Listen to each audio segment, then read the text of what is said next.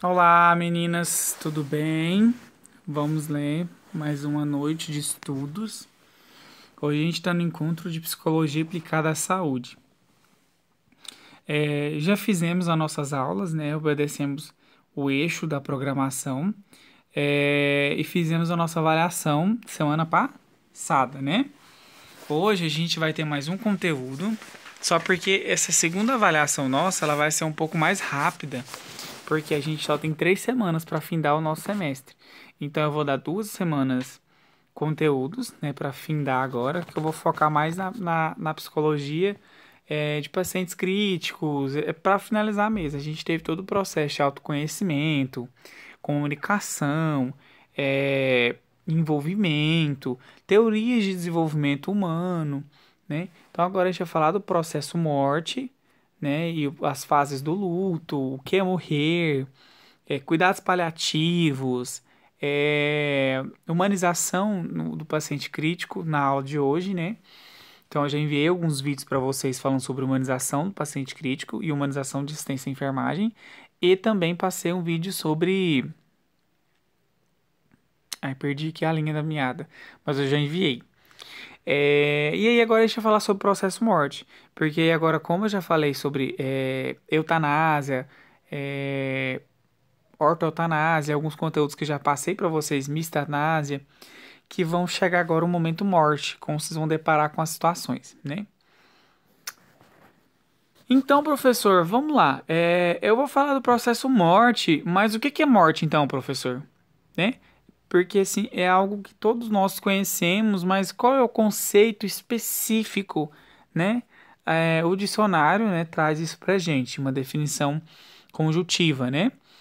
É um substantivo feminino, né? Então a morte vem de um substantivo feminino.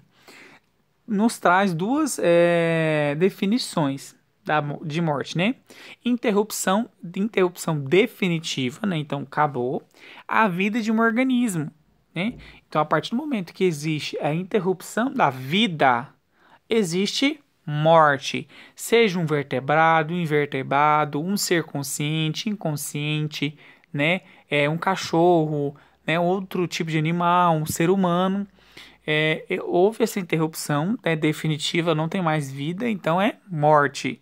A segunda é o fim da vida humana. Então, a partir do momento que o homem morre, né? Que esse é fechado o diagnóstico, morte, morreu, né? A morte, né, é um processo, e o processo morrer são fenômenos que geram angústia, né? Medo, ansiedade, apesar de fazerem parte da vida, ainda são considerados tabus. O processo morte ele está ligado com vida. Para alguém viver, alguém precisou morrer. Não necessariamente, mas a vida caminha assim. E todos nós nascemos sabendo que um dia a gente vai morrer. Então a vida é advinda, a morte é advinda da vida. Então viveu, morreu, né? Não tem como morrer e viver. É viver e morreu. É um caminho reto, né? Que às vezes a gente consegue dar uma extraviada na morte, mas a gente vai morrer um dia, não adianta. Ainda são considerados tabus, porque a população, o ser humano, né, ele ainda sofre muito com o processo morte. Pela forma que a gente vê os nossos entes, amigos, amores, né, companheiros, né, morrerem, né, em leitos hospitalares, em acidentes. Gente, mas tá tudo parando hoje que tá atrapalhando a aula. Então acaba fazendo o quê? Criando esse tabu, né?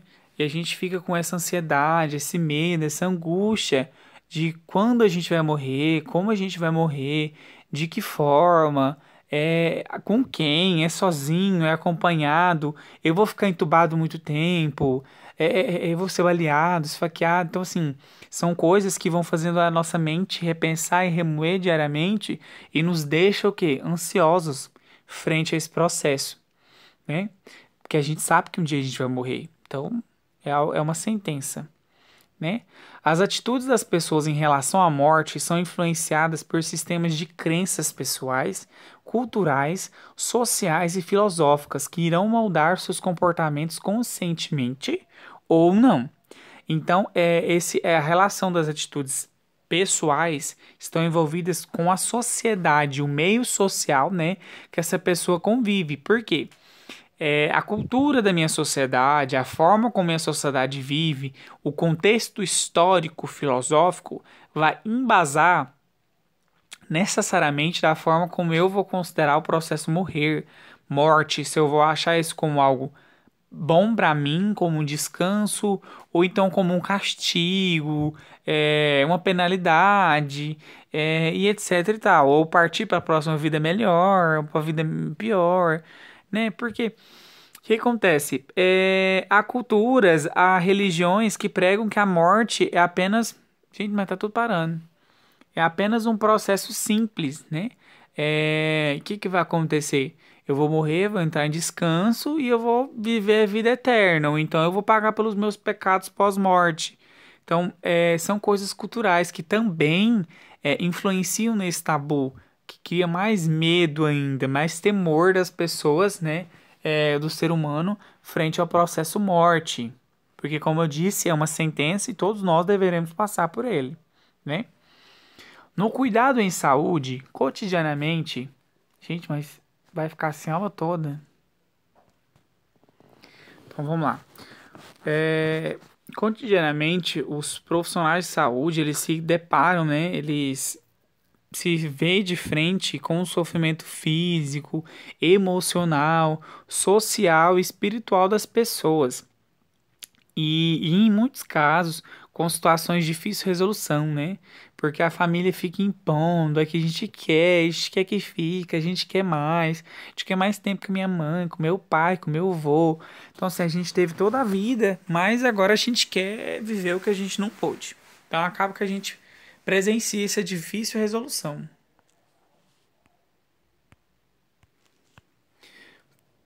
Pronto, acho que agora eu fui lá e desativei o Gmail e ele vai parar de perturbar a nossa aula.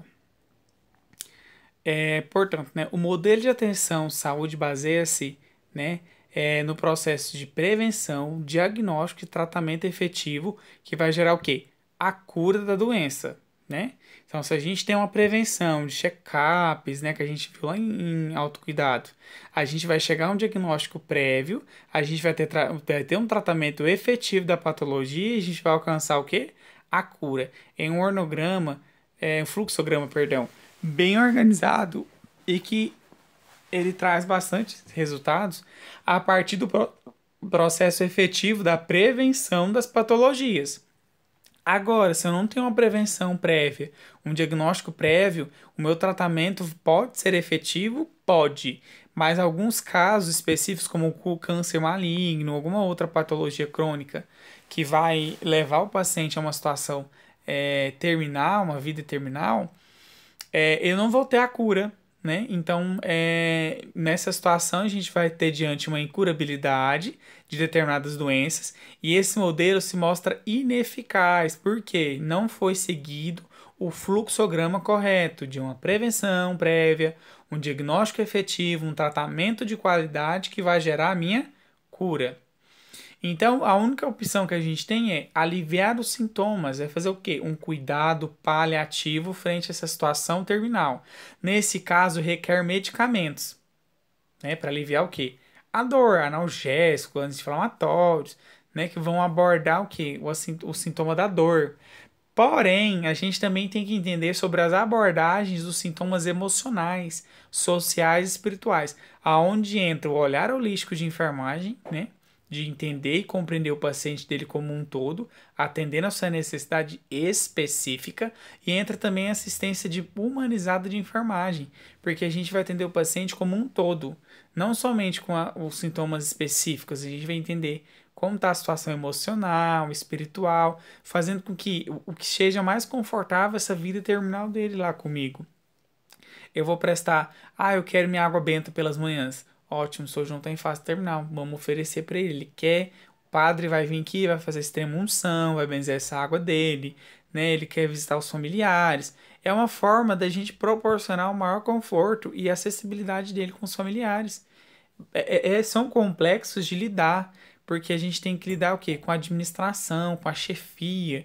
Mas se nós temos esse consentimento ético, esse consentimento humanizado, a gente consegue convencê-los que nesse momento é algo oportuno da gente oferecer o quê? Essa abordagem mais holística, essa abordagem mais humanizada para o nosso paciente, para os nossos familiares, né? Os amigos desse paciente e também para a alma, o espírito, né? Dessa pessoa consiga descansar em paz, né? E nós também de termos feito o melhor pelo nosso paciente.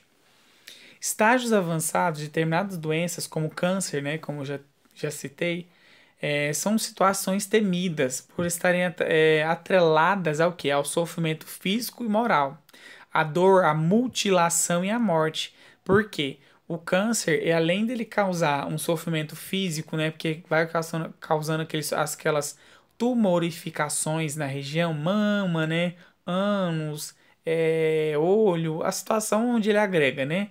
E quando ele cria metástases, que a gente já falou lá em anatomia, causa tumorações em outras regiões também, né? Sem muita delonga. Então, a moral, porque a pessoa fica, né, sem cabelo, muito desfalecida, né? Causando muito o quê? Dor, muita dor, né, na região desse câncer, no corpo, né, devido às metástases. A mutilação de o quê? Fica cortando para poder amenizar o câncer dele agredir menos, né? Ele ser menos letal. E por fim, a gente vê e encara o processo morte.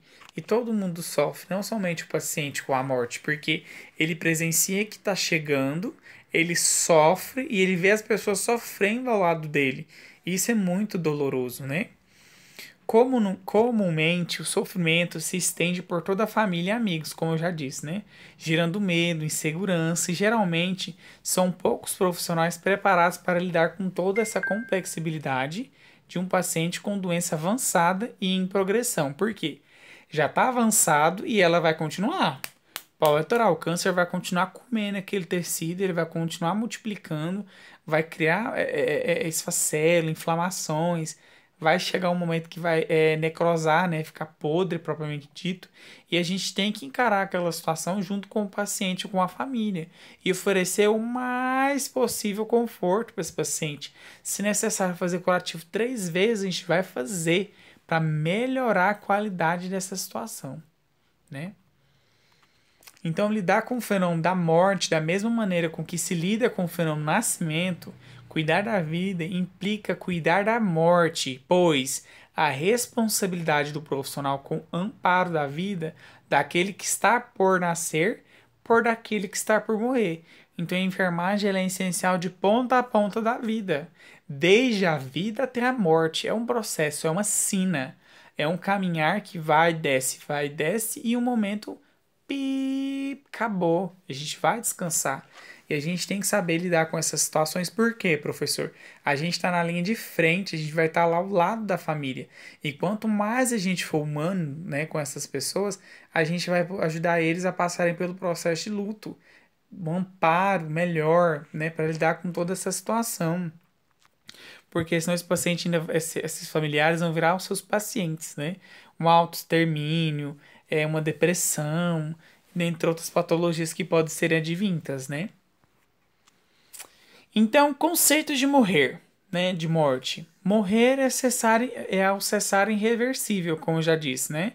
Não tem mais volta. Morrer, eu vou ressuscitar aqui. Só Jesus Cristo. Amém, aleluia, né? Então, é irreversível, né, a função de todos os órgãos, tecidos e células. Então, existe a morte de todos os nossos órgãos, tecidos e células. Eles param de quê? De funcionar, né? Eles não levam mais células, eles não levam mais informações, eles não são nutridos. Cessa, tá? O fluxo de todos os fluidos do corpo, incluindo o sangue e o ar, que são fundamentais, porque o ar é o meu combustível, que na verdade o meu sangue é o meu combustível, que é alimentado pelo meu ar, o H2O, né? Que as minhas células precisam para sobreviver. né? Que as minhas células vão para os meus tecidos vão para os meus órgãos, e os meus órgãos vão para os sistemas, e os meus sistemas viram meu corpo, né? Além disso, o funcionamento espontâneo do coração e do pulmão, né? Que é ali sangue e ar. Do funcionamento do sistema neurológico, então o cérebro entra em morte e ele não manda mais nenhum impulso. Se ele não manda nenhum impulso, o coração, o pulmão, tá desligado, né? E da capacidade do ser consciente. Então a pessoa não tem mais consciência, então ela não está mais consciente. E quando a pessoa vai pro tubo, vai para aquelas máquinas e ele fica sobrevivendo a partir das máquinas. E se o cérebro aqui no sistema neurológico não reverte para mandar impulsos para o coração e para o pulmão, para que os dois comecem a trabalhar e os outros sistemas decorrentes, né, voltem a trabalhar, não adiantou nada, né? Então, se há morte cerebral, mesmo se o coração e o pulmão eles continuam trabalhando através de máquinas, mas não é espontâneo, existe um processo morte. Está sendo prolongado pelo quê? Pelas máquinas, né? Para sobrevivência. Estão fazendo o serviço que o sistema neurológico deveria fazer para que o coração e o pulmão continuem funcionando. Mas como eles não funcionam por falta de estímulos neurológicos, é considerada a morte cerebral. Então o paciente é irreversível, né? Ele conseguir recuperar sua capacidade de consciência. Histórico, né? Na Grécia Antiga, acreditava-se que os médicos tinham o poder da cura delegado pelos deuses. Como eles eram pessoas que acreditavam em vários deuses, então, assim, como o médico fazia tantos milagres, né? Tipo, a pessoa que estava à beira da morte, ele fazia uma medicação, ela se recuperava em minutos ou dias de algo que durava anos. Eles acreditavam como se fosse um processo milagre, advindo da onde? Dos deuses, né? Daí se tornavam semideuses. Oh! Que o poder da cura, por terem esse dom e o talento, né? Que era definida pela burguesia e pessoas da sociedade escrita, né? Os ricos da sociedade, as pessoas que faziam parte da sociedade. Mas os escravos e os estrangeiros não votavam dentro dessa sociedade para contribuir nesse contexto. O que os médicos determinavam deveria ser seguido e nunca questionado, porque eles eram semideuses. Nossa, oh, o fulano. Porque lembra, nem sei se vocês lembram ainda, que deve lembrar.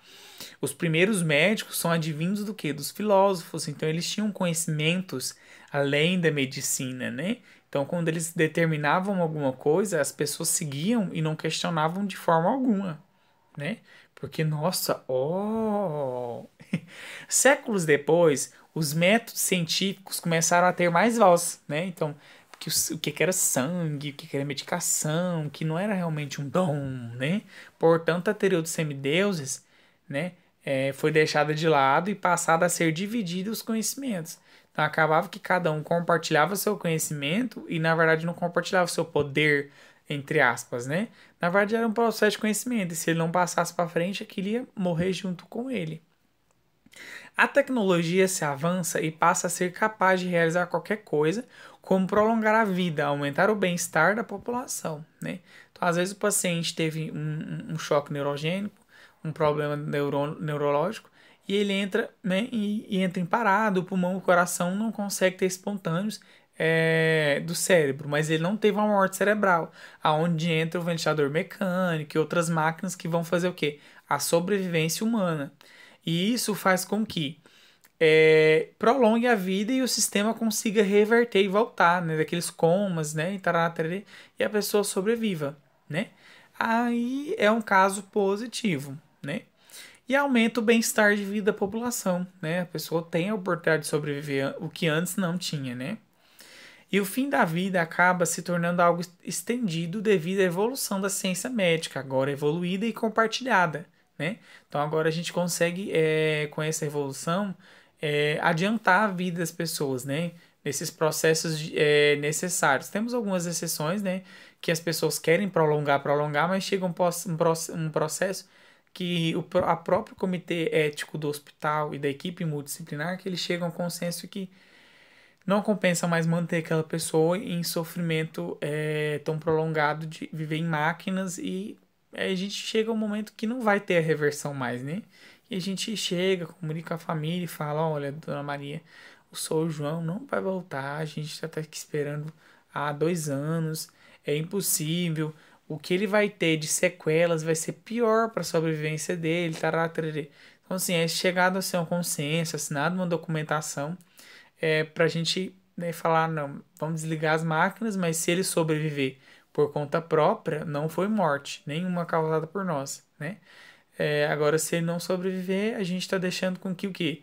A morte siga seu caminho, né? No século XXI, né, a morte é considerada como tabu, como eu já tinha dito, né? Por outro lado, o grande desenvolvimento das ciências, né, permitiu a cura de várias doenças e prolongamento da vida. Mesmo a gente sabendo que hoje, né, a gente vai morrer amanhã, mas a gente não sabe a data do amanhã, a gente tem conscientemente que com a ciência vem desenvolvendo cada vez mais, ela nos permite a cura de uma certa patologia. Então a gente não vai morrer de um resfriado mais, mas a gente consegue o quê? Prolongar a nossa vida. Então a gente vai viver até o máximo que o nosso corpo suportar. E a gente vai alcançar o momento exato, né, entre aspas, da nossa morte. Vida vezes morte, professor. Essa atitude visa o quê? A tentativa de manter a vida a todo custo, né? Como eu disse, as máquinas, né? E um dos principais temas da humanidade, acho que é temas, eu devo ter errado aqui, principais temas da atualidade, né? Que é o quê? Essa tentativa de prolongar a vida a todo custo. Eu quero que minha mãe viva mais, eu quero ver minha mãe mais tempo, eu quero que minha mãe esteja aqui quentinha comigo há mais tempo, né? É o que a UTI hoje oferece para muitos pacientes, né? Inconscientes, dentre outras situações. O que é ter sua vida mantida a muito custo e sofrimento, né? Se a gente consegue prolongar demais esse processo, como eu já tinha dito logo atrás, um processo doloroso e solitário, uma CTI, né? Que é um centro de tratamento intensivo. Aí que entra as UTIs pediátricas, adultas, geriátricas, né? A CTI é o grupo de UTIs. Ou um quarto de hospital, um leito de hospital, né? Tendo como companhia os tubos que te mantêm vivo. Então esse processo é muito doloroso do fim da nossa vida, né? Apesar da tecnologia ela ter evoluído muito de um lado positivo, às vezes, alguns casos já é para negativo, porque a gente vai vendo essa solidão desse paciente, uma CTI, sozinho, mas a família quer, a família gasta o que ele não fez por um tratamento lá atrás de prevenção, de tratamento prévio, que vai gerar o que? A cura da doença. Mas aí, quando chega nesse processo, ele quer prolongar a vida da onde já não tem mais como viver. Mas a gente vai tentando prolongar. A gente só fica adiando o dia de amanhã para acontecer depois de amanhã, para depois de amanhã. E aí a gente encontra esses tipos de pacientes dentro das nossas unidades hospitalares, né? Ali na unidade intensiva, né? Das UTIs. Ou até mesmo dentro dos quartos dos hospitais. Que às vezes não é um paciente que necessita de uma CTI, mas ele fica dentro de um quarto, com um respirador, oxímetro, 24 horas. Então, né, é uma situação bem calaminosa, né, que a gente pode falar sobre o respeito com a vida, né? Quando o momento morte chega, a gente tem que compreender que aquele ciclo tem que chegar e vai passar, né? Porque é aí que a gente encara, né, esses pacientes nesse sofrimento complicado, né? Porque todos nós temos esse medo. Os paradigmas de atenção, né? A gente tem os indigentes, né, que são indignos de ser gente, né, dentro do conceito. São pessoas que não têm um lar, as pessoas que não têm um sujeito, pessoa. A gente não sabe quem é essa pessoa. É considerado como uma indigente. Paciente, na versão conservador, né? Conservadora, na verdade, ali. É a situação paciente. Cliente, na tendência do mercado, se diz agora cliente. E pessoa humana em sua dignidade. Então, o que diferencia a pessoa humana e a pessoa indigente é apenas a dignidade de ter nome ou não. Cliente paciente, essa versão conservadora do SUS, propriamente dito. Cliente, a tendência do mercado. O money. O Freud, né, como a gente já falou muito em psicologia, ele tem um processo de morte e luto aqui, né, que a gente vai abordar. Diz ainda dentro das suas teorias que a morte de um nossos entes queridos nos revolta e que esse ente leva de si a parte do nosso próprio eu amado. Então, quando a pessoa morre, ela leva um pedaço de nós junto com ela. Então, isso causa muita dor, né? Em nós, faz com que a gente fique o quê? Revoltados, porque a gente sente falta daquele pedacinho nosso. Por isso que a mãe fala assim, ai, meu filho morreu, ele levou um pedaço do meu coração. É algo literal, é contínuo, é realmente verídico, tá? E que dentro de nosso inconsciente, nosso cérebro, vivemos e queremos ter uma imortalidade que nada mais é que um fruto de nossos desejos, né? De acordo com a nossa cultura, a nossa religiosidade, que a gente vem seguindo dentro da nossa sociedade. Né? Então, o luto, né, ele possui 5 fases. A gente está tendo aqui uma vida normal e acontece algo, né? A gente perde um emprego, também encara como um luto, a gente perde um amigo, a gente perde algo. Imediatamente acontece o processo que negação. Eu nego, aquilo não aconteceu, nada a ver. Minha mãe morreu, vou voltar a trabalhar. Negação, estou negando esse processo. Acontece com todos, tá? Ou às vezes não. Não é comigo, eu estou bem, é bobeira. Tipo, eu ignoro aquele processo. Só que quando aquele processo é ignorado, logo após ele vai vir um processo que raiva. Eu vou começar a pensar melhor e eu vou ver assim, nossa, mas por que eu passei por isso? Não é justo comigo isso acontecer, isso é culpa. Por que que eu sou culpado? Deus, você é culpado por isso, por tirar a minha mãe. Esse é o processo raiva. Após o processo raiva, a gente vai torcer aqui e vai cair aonde? Na depressão, que é a nossa terceira fase. Que é onde eu vou me odiar, eu vou odiar o mundo não vai ter cor, nunca será como antigamente, né? Vamos entrar naquele processo de eu não quero ver ninguém, eu quero só ficar deitado, eu não vou viver. E é isso, aí é onde vem o sofrimento. Depois da depressão, a gente vem pro desfecho da barganha. Vou fazer tudo certo e eu ganharei. Então eu vou pensar assim, se eu fizer assim, vai melhorar qualquer coisa, eu só faço assim e vai dar certo. Eu fico querendo enganar todo o processo que já passou aqui da morte, né? Pra poder esquecer. E depois disso a gente passa pela aceitação, né? Tinha que ser, Deus quis assim, é o melhor pra todos e parará. E aí vem o desfecho e segue toda a minha vida, né? De uma forma bem resumida. Mas eu expliquei um pouco logo atrás, professor. Mas o que é o luto propriamente dito, né?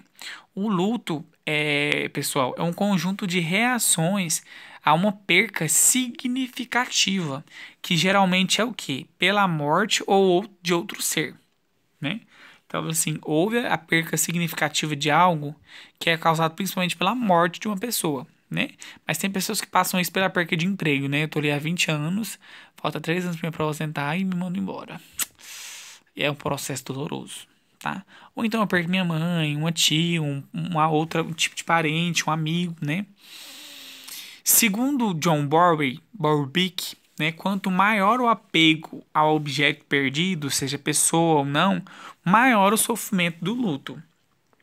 O luto tem diferentes formas de expressão em culturas distintas, né?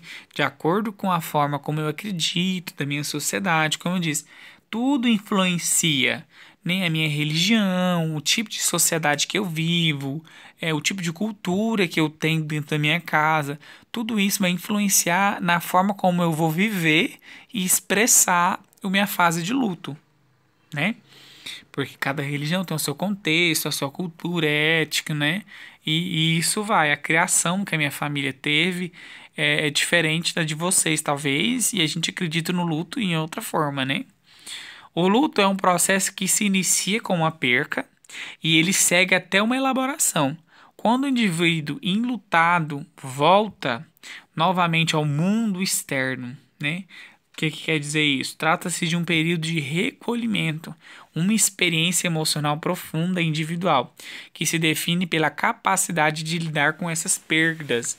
Então, se às vezes a gente tem uma facilidade em absorver a perda, às vezes eu vou ter um luto mais tranquilo e mais curto. Se eu tenho dificuldade em processar a perca, então o luto meu pode ser um pouco mais extenso. Se eu tenho dificuldade de aceitar, de reconhecer, então eu vou fazer o quê?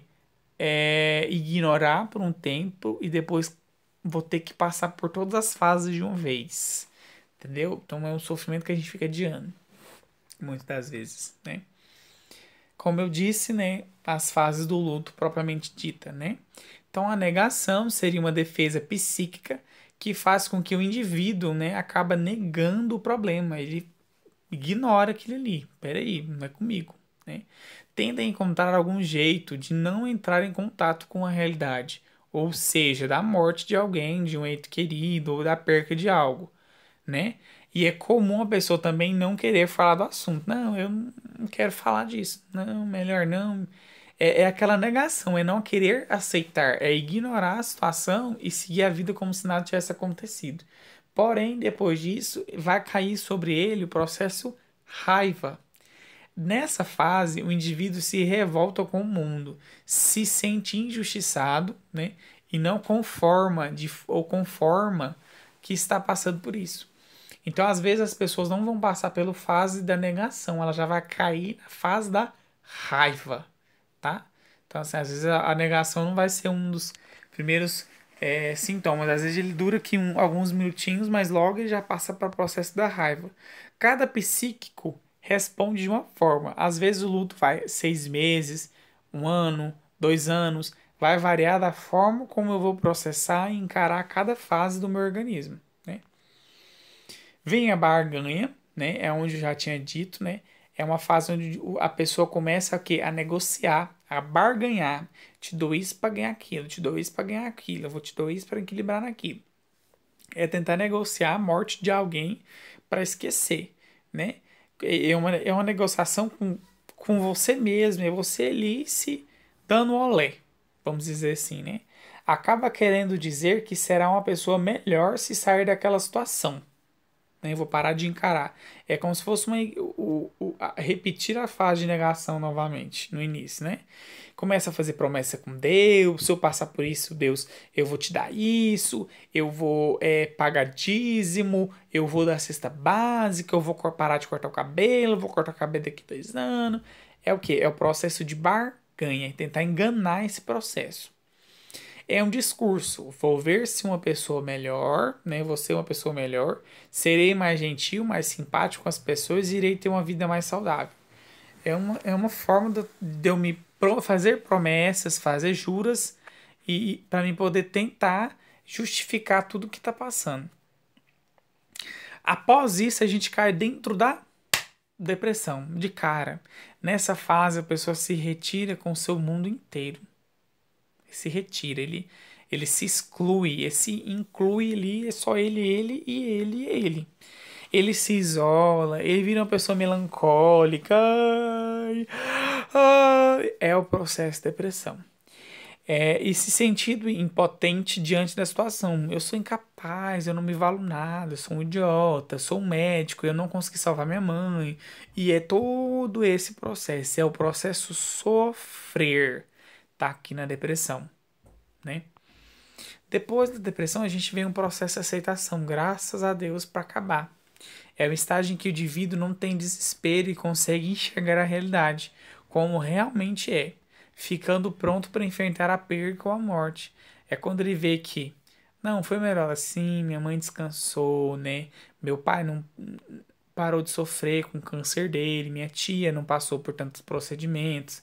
E é assim, é o processo quando a gente encara de cara mesmo o luto. A gente viu que aquela perca foi necessária ou foi a melhor opção e a gente consegue ultrapassar o luto. É quando a gente tira a roupa preta, né? Quando a gente vê que tudo aquilo que passou foi um processo evolutivo da vida e que vai acontecer com todos e que vai acontecer comigo. um dia. Um dia eu vou morrer ou uma pessoa vai sofrer comigo. Então eu tenho que passar por isso, aceitar que é um processo, né? Às vezes vai ser rápido, como eu disse, mas às vezes pode ser longo. Vai variar de cada psico, cada conteúdo, de cada desenvolvimento de cada pessoa, da forma como ela enfrenta a morte e o seu luto. Quando que a gente deve falar de morte com os nossos pacientes, né, com nossos familiares? Desde o início da intervenção e não somente na fase terminal. Então, assim, o paciente chegou com um diagnóstico tardio, vai iniciar um tratamento tardio, a gente tem que falar sobre o processo de morte. Eu vou fazer essa cirurgia, mas o risco é altíssimo. Eu não posso fazer juras de algo que eu não vou ter uma prolongação tão verídica. Então eu tenho que falar dos realmente os riscos, né? Falar da morte com o paciente, cliente, né, e seus familiares é algo necessário e é algo humanístico, né?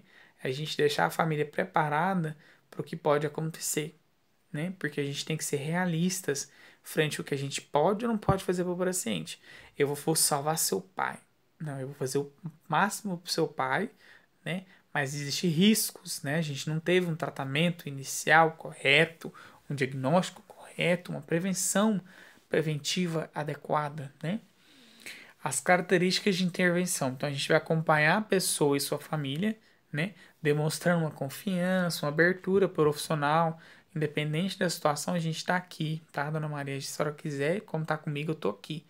A gente vai ficar ali atento a qualquer momento a gente ter que fazer uma intervenção naquela família ou com aquele paciente, né? Validar os esforços de todos os envolvidos, né? Então, desde o médico, fisioterapeuta, enfermeiro, técnico de radiologia, a copeira, a gente tem que se mostrar fazendo o máximo possível para manter aquele paciente vivo e bem dentro da nossa unidade, né? São características que a gente tenta fazer as nossas intervenções possíveis. As avaliações prévias, né, pra gente ver isso aí. A imagem tá um pouquinho ruim porque eu fiz um print, né? O dia hoje foi corrido, meninas, e loucura. Então a gente vai avaliar, né, as funções da família, como que eles estão preparados, qual o nível da psicologia, né, do nível psicológico desses pacientes para encarar essas situações. A gente vai avaliar as situações de doenças e lutos anteriores, né? Teve alguém que já teve uma patologia igual, minha tia, meu papagaio periquito, a gente vê que a pessoa está falando muito. Então, peraí, vamos devagar, porque a pessoa já passou por vários lutos anteriormente, ou então a pessoa não teve nenhum luto. Vamos preparar ela, porque vai vir um baque grande aqui, talvez, né?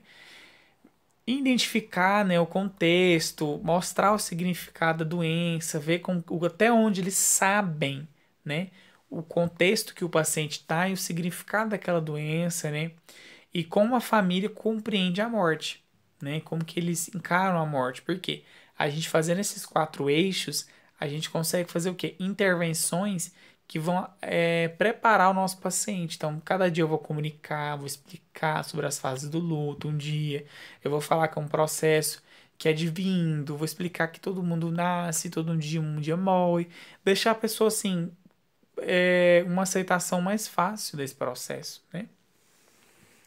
As estratégias que a gente pode desenvolver, né, avaliar as necessidades dessa família, do paciente, detectar sinais de sofrimento, né, do paciente, mostrar, olha, que o paciente tem sofrimento. Se a gente ficar prolongando mais, ele vai sofrer o quê? Mais. Encontrar respostas para essas necessidades e sinais do sofrimento, né? Como a gente vai suprir as necessidades dessa família e os sinais e sintomas deles, né? Do sofrimento deles e do paciente também. Promover sempre uma comunicação ativa com esses pacientes, né? Com essa família, vamos dialogar, vamos deixar ele se expressar mais, se comunicar. Ajudar a família a tratar o doente como pessoa viva e não já se como morrido, né? É um moribundo, tá pra morrer, se vira e a família. Não. A gente vai cuidar como se fosse uma criança recém-nascida, pronta para viver uma vida longa, né? Isso é humanização. Estar presente sempre que necessário e possível, né? Vai tomar um banho, vão ajudar, vai trocar uma coisa, vem cá, família, olha porque que a gente está trocando, né? Reforçar o apoio à família durante a fase terminal, né? Então, tá ali, tá acabando, vai acabar. Estamos aqui junto com vocês, a dor de vocês é a nossa dor, e vamos passar junto. Prestar apoio quando a da morte, né? Morreu, tô aqui, o que vocês precisam? Vocês querem um psicólogo, né? O que vocês estão necessitando? Vamos ter mais serenidade nessas situações, né? É, não ressignificar, né? A assistência de enfermagem. O que é paciente terminal, professor? É aquele que se encontra além da possibilidade de uma terapêutica curativa, que se necessita de um tratamento paliativo visando o quê? Alívio de inúmeros sintomas que o atormentam, né? A dor, sempre levando em consideração a melhor de qualidade de vida de uma maneira global, isto é, não somente a parte biológica, mas também esferas espirituais, sociais e psicológicas. A gente não vai tratar somente da dor daquele momento com os remédios, mas a gente vai incorporar aquela vida social, espiritual e psicológica do paciente e entender, compreender e prestar o nosso cuidado. 4 valores, né, que a saúde e a medicina têm que seguir, né? A saúde em si e a medicina em prática. A prevenção da doença e do dano, né? Fazendo o quê? A promoção e manutenção da vida, é algo que deveria ser prorrogado, mas prorrogado não, implantado, mas muitas pessoas fogem, né? Após isso, alívio de dor e sofrimento causado pelas doenças. A gente não pode permitir que um paciente tenha sofrimento, dor dentro da nossa unidade, perto da morte ou não. A cura e cuidado de doentes e cuidados para aqueles que não podem ser curados. Então, oferecer a cura e cuidado aos doentes. Aí, eu não tenho cura, eu vou deixar ele morrer à míngua? Jamais. Eu vou oferecer o melhor de acordo com o que eu tenho para o quê? Para o cuidado paliativo daquele paciente. Ele tem uma morte confortável, né? Ele não sofra tanto. E evitar a morte prematura e proporcionar uma morte tranquila, né? Então a gente não vai deixar que esse paciente morra por uma sepse causada por um corte de arame, né? Não é a hora ainda, então vamos cuidar. E proporcionar uma morte tranquila. O paciente tem 99 anos e está tendo morte múltipla dos órgãos. Os órgãos estão parando. Então a gente vai fazer o quê? Uma morfina para aliviar a dor. Vamos, né, botar esse paciente em coma para ele não ver o sofrimento da dor, da morte. É melhor para todos. Então é uma forma de a gente tranquilizar e proporcionar um cuidado maior. Os vídeos complementares, né? Então quando vocês forem revisar, né? Então vocês já, nesse momento vocês já viram, né, a humanização do assistente de enfermagem, o olhar holístico, né, com esse professor top, mais doido que eu. E aí, sobre a eutanásia, distanásia, ortanásia e mistanásia e cuidados paliativos, tem 2 links, que é um trabalhinho valendo 1,5, que é para vocês fazerem e me entregar no final da aula ainda, né? E é isso.